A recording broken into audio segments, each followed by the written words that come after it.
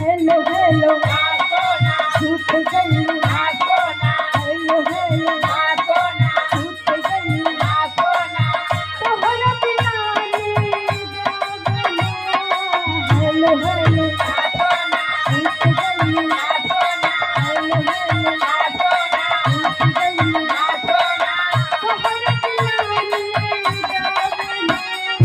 Hello hello छूट गई। प्रेमिका और प्रेमी का बात है। पहले के जमाना में चिट्ठी रहत रहल, आज के जमाना में मोबाइल बा।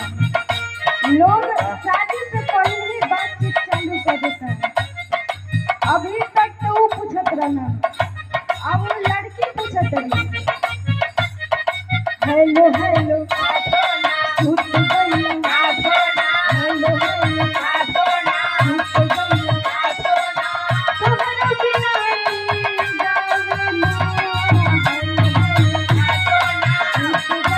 हेलो हेलो छूट गई।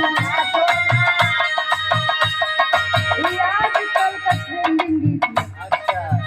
और एगो और ट्रेंडिंग चलत कि कहियो न कहियो हमरा सुनाई देता है। कहीं सूत ना लगेली, मुड़ी उड़ी नहीं के ना कटा नहीं ना कटी कि कहियो न कहियो हमरा अरे अखिया के बार से सीतार हो खबर कहियो न कहियो हमरा अखिया के बार से सीतार हो खबर कहियो न कहियो हमरा अखिया के बार ये तो वीडियो पर बहुत लग रही, देखिए ना जब वीडियो पर जो तो बहुत कहिया ने बचत फिरबा कहियो न कहियो टक्कर हुई है। अजरिया होई जाए ना बाबू, ढंग से होई कहिया बहुत बेकार ढंग से हुई। कहियो न कहियो हमारा अखिया के बार से सीतार हो खबर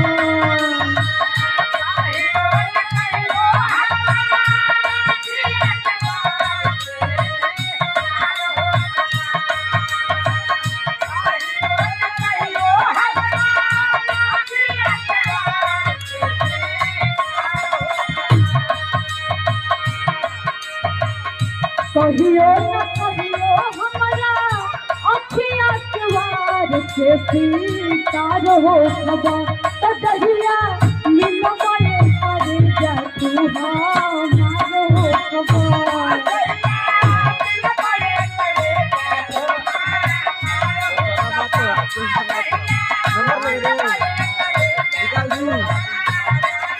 नंबर बताइए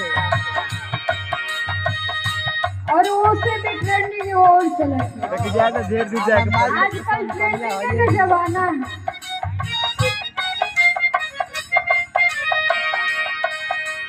तुझसे पूछूं एक सवाल मेरे सवाल का दे तू जवाब